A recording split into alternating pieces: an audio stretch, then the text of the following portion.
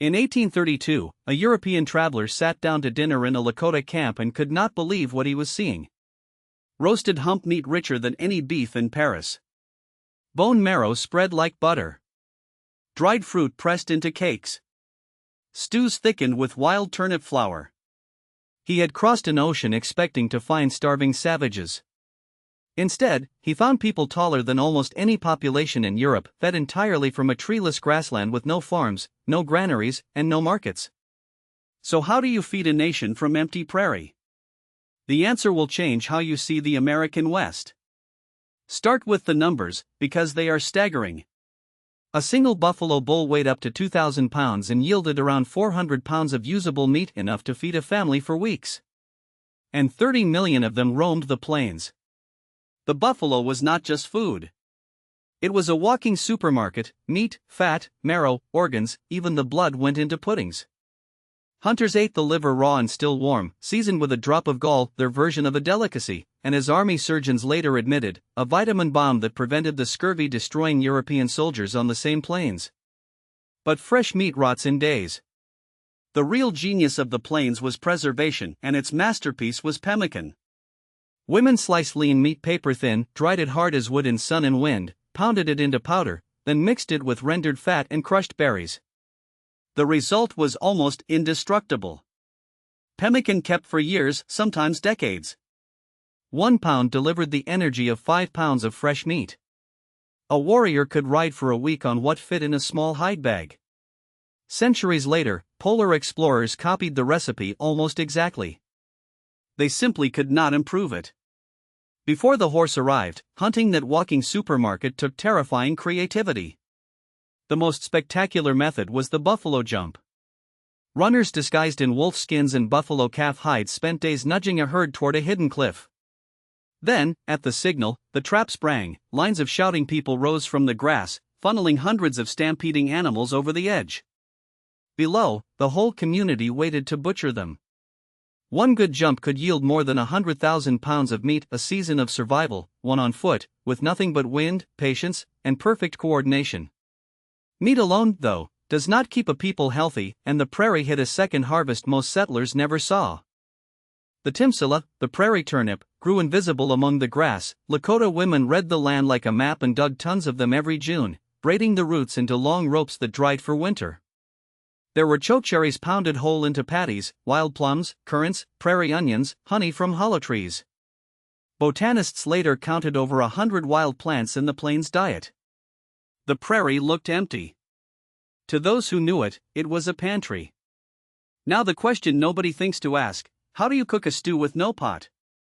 Clay pots shatter when a village moves every 2 weeks, so the plains invented stone boiling. Dig a pit. Line it with a fresh buffalo stomach or rawhide. Fill it with water, meat, roots. Then drop in stones glowing from the fire, one after another, until the water rolls and boils. Within an hour you have a rich, thick stew cooked inside the animal it came from. When the meal ended, you could eat the pot. Nothing on the plains was ever wasted. Winter was the true test. From November to March, blizzards buried the plains and temperatures fell to 40 below. The tribes answered with logistics an army would envy. All autumn, women packed parfleche's rawhide boxes with pemmican and dried meat, and buried meat caches in deep pits lined with hide, marked so only the family could find them. A well-run camp entered winter with months of food in storage. Villages moved to sheltered river valleys with firewood and water, and lived off the summer's work. Survival was not luck. It was planning. But honesty demands the other half of the story, the feast and famine cycle.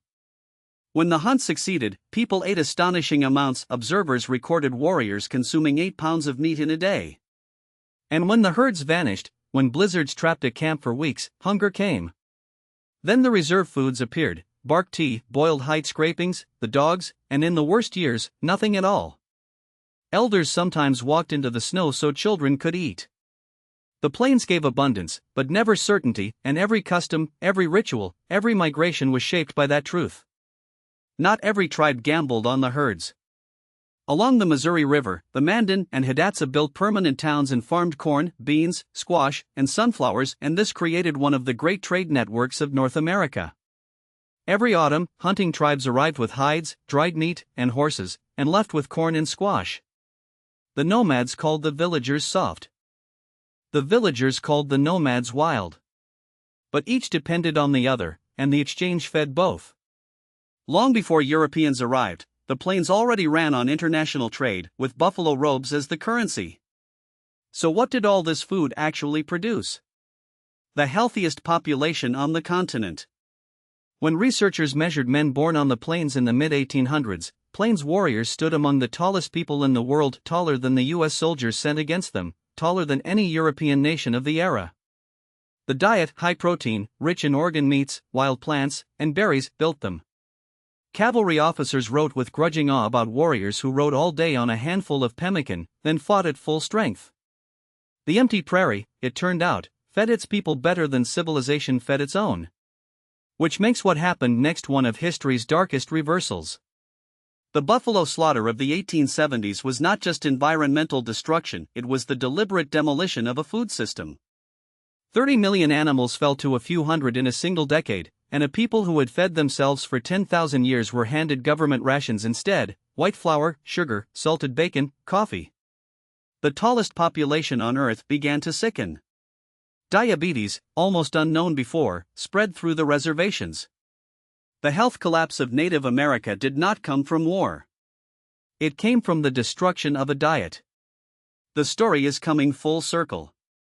Across the plains today, a food sovereignty movement is reviving the old knowledge. Tribal ranches now manage tens of thousands of buffalo, chefs forage timsila and chokecherries for award-winning restaurants, and nutritionists studying the original plains diet keep reaching the same conclusion: high protein, wild plants, no processed sugar. It looks remarkably like what modern science now recommends.